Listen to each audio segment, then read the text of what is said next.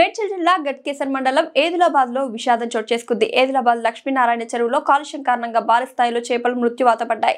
ఇటీవల కురుస్తున్న భారీ వర్షాలకు జవహర్ నగర్ డంపింగ్ యార్డ్ నుండి వస్తున్న వ్యర్థ జలాలతో చెరువు నీళ్లు కాలుష్యం కావడంతో 10 లక్షల విలువైన చేపలు చనిపోయాయని మత్స్యకారులు ఆవేదన వ్యక్తం చేస్తున్నారు.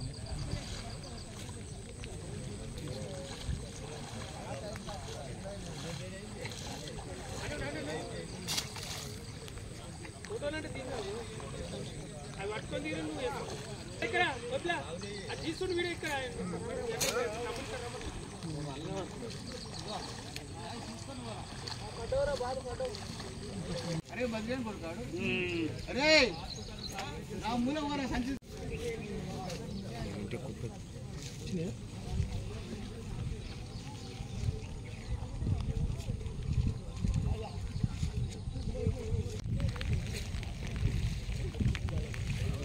అచ్చరు బై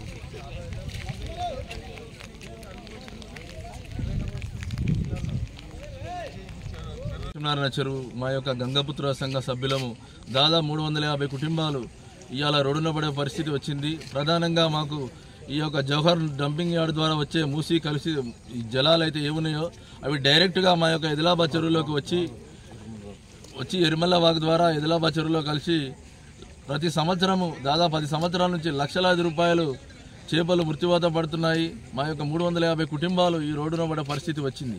అదేవిధంగా మా యొక్క ఏదిలాబాద్ చెరువును మినీ ట్యాంక్ బండ్గా ప్రభుత్వము దాదాపు 10 సంవత్సరాల కింద డిక్లేర్ చేసింది. కొన్ని నిధులు ఖర్చు పెట్టింది. మళ్ళీ అదేవిధంగా ప్రతి సంవత్సరం మన సిటీ ఎక్కడి నుంచో తీసుకొచ్చి వినాయకులను వేస్తారు. కానీ ఆ వినాయకులను వేసే శ్రద్ధ ఏదో ఈ ట్యాంక్ బండ్ మీద శ్రద్ధ ఏదిలాబాదు రైతులకు నష్టం వాటిల్లుతుంది. ఈ యొక్క వరి పంట నష్టం వాటిల్లుతుంది. అయినా ప్రభుత్వం నుంచి ఎటువంటి స్పందన లేదు.